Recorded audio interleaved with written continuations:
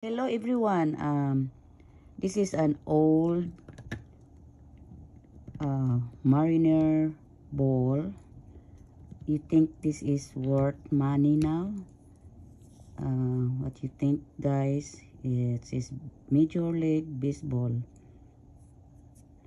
with Rawlings. Mochi is not your ball.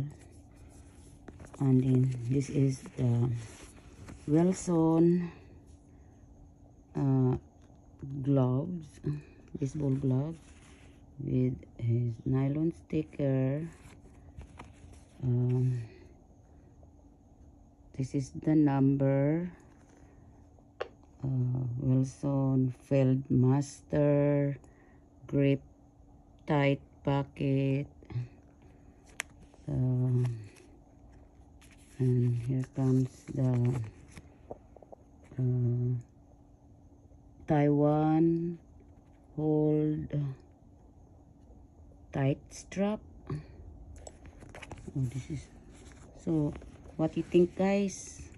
Is this worth money now?